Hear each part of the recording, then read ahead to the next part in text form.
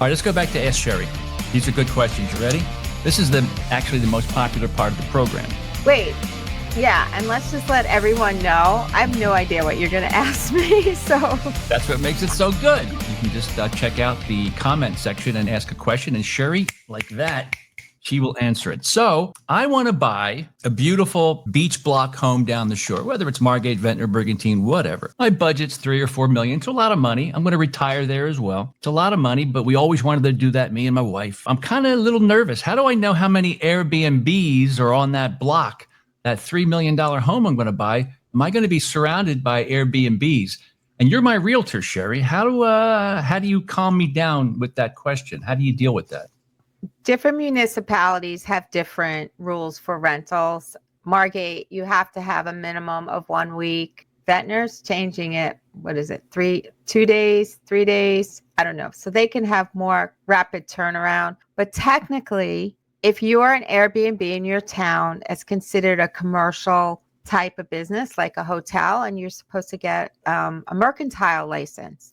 Technically, anyone doing that needs to have a mercantile license, and the city needs to be able to tell you the mercantile licenses on your street or around you. However, there are owners who don't necessarily follow all the rules and might go on VRBO or Airbnb and rent out on their own. And the only way they'll stop doing that is if a neighbor complains and finds it on the Airbnb and reports them. Because, with the mercantile license, the property is supposed to get inspected. You need inspections, things like that. But some people just think, hey, I'll just put it on Airbnb and VRBO and I don't need to get inspected. I know it's fine. But anyway, the technical way for us to do it as realtors is by checking about mercantile licenses. And also, if we know people on the street and asking the neighbors, your neighbors are going to tell you a lot. They'll be able to share that information. I always tell people to go back to home, different times of the day too, just to get a feel for the neighborhood and the street. Oh, here we go, Ventnor. Everyone has to understand, you guys are operating businesses in a residential neighborhood. I currently manage 5 units here in Ventnor. My company, we have about 28, 29 rentals across the shore. So those people that own those Airbnbs in your neighborhood have in fact ended up hurting your property value. Short-term rentals do play some role in the valuations of a neighborhood, right, Sharon? They can, depending on how they're handled. I mean, I remember I had a house on Bayshore Drive, and across the street, they were renting Airbnb, but the homeowner took a lot of care screening the tenants. By the way, I was listening to Atlantic City council meeting, and they passed they proposed an ordinance that anyone that owns an Airbnb must have external cameras. Why? Because the owner must be able to monitor to see if, kids are like a parent's renting for a group of kids, or they have, big party. And I think it's a good idea. That being said, you should not have cameras inside your house. That is invasive and, breach of privacy. But you do need to know who's coming in and out of your property. And usually realtors always did that. They properly vetted the family coming in, where today with Airbnb and other technology and, direct booking sites, that third party, they may not even live in the town. Whereas the old school way of doing it, realtors handling weekly rentals, that worked well for a long time, didn't it, Sharon? Yeah, it works well. And yes, the realtor vets the client, or they've worked with that client for years. They could speak for the client, in terms of how they left the last property. It's very important. And I got to tell you, look, your property is worth $1 million, $2 million, $3 million. Don't you think it's important who's staying in your property? That's all I'll say. So I did some updates, some research. Ventnor was very good. They were very quick to get me this information. I just asked a very simple question. How many short-term rentals are operating in the city of Ventnor? Just very simple. Talked to Tom Chiccarone. He's the business admin for the city of Ventnor. Was very helpful. And they came back to me and they said, this is on April 28th when they got back to me. Tom Chiccarone's office reported that Ventnor has 400 short-term rentals. with 217 of them being compliant. Now, you would assume that there's 400 short-term rentals in Ventnor, but only 217 are following all the rules. Do you think that's what they mean by that? That 217 are compliant? I asked them for some clarification, but nothing yet. That doesn't sound good, does it? Yeah, like what does that even mean? And if you know half of them aren't compliant, like what are you doing about it? Getting a handle on short-term rentals. It's a moving target. It is challenging, but you should have a pretty good guess or educated guess as to how many people are operating legal and illegal short-term rentals, and if they're complying with some of the new rules, especially in Ventnor. According to Air BnB, a third-party company that tracks the activity of Airbnb and VRBO, because they work together, they track both of them. But as of April 2025, Air BnB says that Ventnor has a total of 489 short-term rentals on Airbnb and VRBO. So that does conflict with the other information. So Air BnB says Ventnor has 489. But the city of Ventnor thinks that there's 400 short-term rentals, with 217 being compliant, the rest being, I assume, non-compliant. So that gets back to my other point, the fact that Ventnor sees probably from their mercantile licenses about 400, but these Airbnb and VRBO sees more. That tells you that some people are advertising it short term, but maybe did not. The mercantile license in Ventnor is $750. So it's not cheap. I mean, it's not like ridiculous, but $750. Is that different from, so that you said that's the mercantile, but I have information from city ordinance, took it directly from city ordinance, that if you have a 1-bedroom, you got to pay $500 a year if you want to engage in short-term rentals in Ventnor. And you're allowed to, for a small 1-bedroom or a studio apartment, it makes a lot of sense in Ventnor. It says the fee is $500 and it can be rented for 1 day or more. And that's fine because no big giant parties most likely won't happen in a 1-bedroom. You got a 2-bedroom short-term rental, you got to pay $750.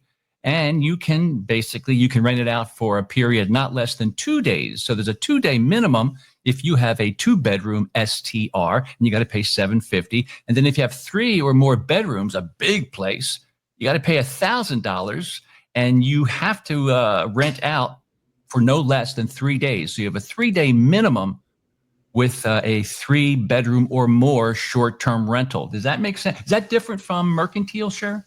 You know what? It's funny because I was applying for a regular certificate of occupancy for one of my clients who's renting over 30 days. And I had asked the woman at the building department, I said, so what if they rented, because they'll ask you, how many days is this rental?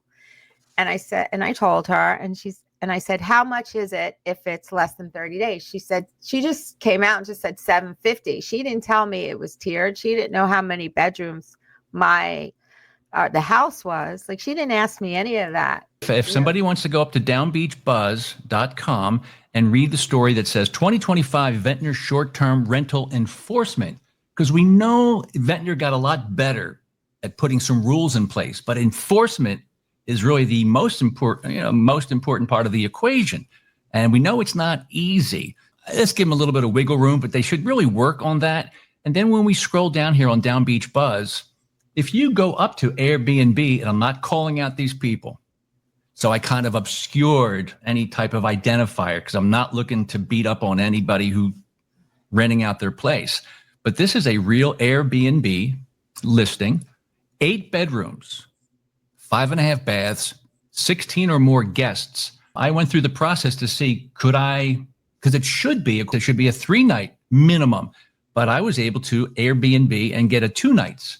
So this is where they haven't set the system up properly. Now, a lot of people do follow ordinance, but there's also a fair amount of people that say, yeah, no one's checking it. So, but I think they can literally call Airbnb and say, here, put these parameters, these fences in place. I think that's the way it works, Cher. I'm not sure. And it's not just the Airbnb and VRBO.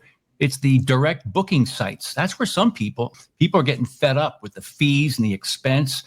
and dealing with Airbnb. They're getting ticked off, but they built up a fairly good base of year-round or clients that come back every summer. So they have their contact information eventually. And so they build these direct booking sites. They can be on social media or they can be a .com site. They're called direct booking sites. These are people saying, screw you, Airbnb. We want to operate independently.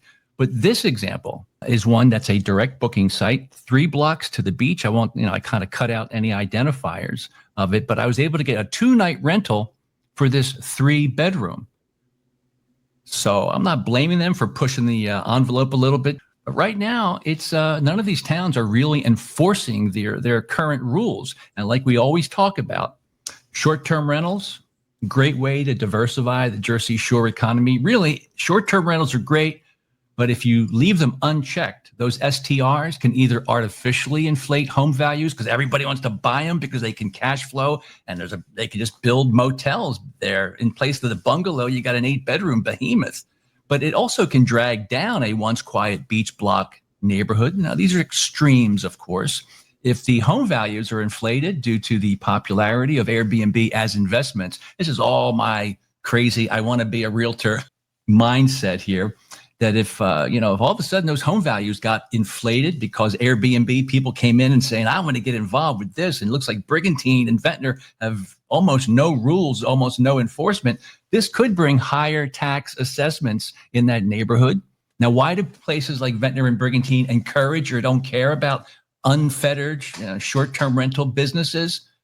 Well, it's because they pay more taxes. They get higher taxes, even at the risk of angering adjacent residents. And in closing, if homeowners decide to sell their house to escape the mayhem of the party house right next door, this could lead to maybe distressed selling and maybe tax appeals. And in closing, short-term rentals reduce year-round residency. This hurts small business. They can't find local employees as well. And a lot of businesses, small businesses in Ventnor, shuts down during the fall and winter, and some don't return. And I get very lonely down here, Cher, in the off season. Just wanted to be honest. I get lonely, and it's very sad. There's benefits to short-term rentals, but also it needs to be properly managed. Would you agree?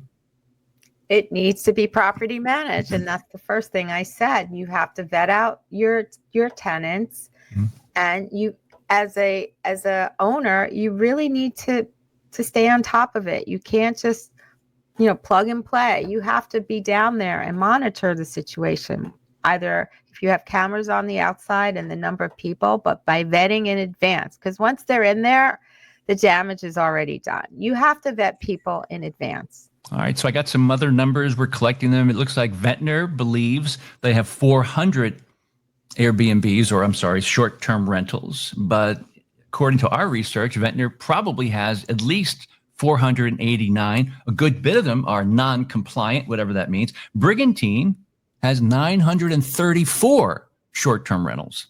Atlantic City, Cher, has close to 2,000 short-term rentals. 2,000. Margate has about 157. But we don't hear a lot of complaining, but I think some people get pissed off in Margate because they're unfortunately next to an Airbnb. Look, Brigantine is really having a problem with it. They've got a whole core of their community that homes were built for short-term rentals where they have 8 bedrooms in them. It's problematic. They're leaning towards an ordinance that would designate them as commercial uses, right, and then create the locations in the city that they would be conditionally approved. And then that way you can change the parking demand. The 2 of the biggest issues is noise and overcrowding. And then the third one is parking. So the problem, if the home is designated as residential, you're under the residential site improvement standards state passed. The maximum number of parking spaces you can require for a house is 3, no matter how many bedrooms. That's now not a residential property. That's a short-term rental, commercial use. You can set your own parking standards. So Lance Landgraf, the former mayor of Ventnor, now he's a commissioner in Ventnor, but he also works for the CRDA in Atlantic City. He also consults with the city of Brigantine. Lance literally says here, he's talking about spot zoning. All right, this part of the block, we're going to make it commercial so you can blow off all requirements for parking. I don't believe he said this. It's still kind of shocking. City that they would be conditionally approved. So the problem, if the home is designated as residential, you're under the residential site improvement standards state passed. The maximum number of parking spaces you can require for a house is 3, no matter how many bedrooms. That's now not a residential property. That's a short-term rental, commercial use. You can set your own parking standards. It's not a residence. So if we get to that point, because I'm going to be working with Vincera and their team over there to write that ordinance. Did he just say what I thought he said? I'm going to convert that home from residential to commercial so you don't have to worry about this parking thing. Did he say that, Sheriff? Yeah, he did, but it doesn't make any sense to me because it doesn't get rid of the problem. It just helps the property owner get around the current rules. I mean, Lance is a very smart guy. very. But if somebody doesn't call him on it or push back, gently on him, say, that sounds like spot zoning, and that doesn't help anybody.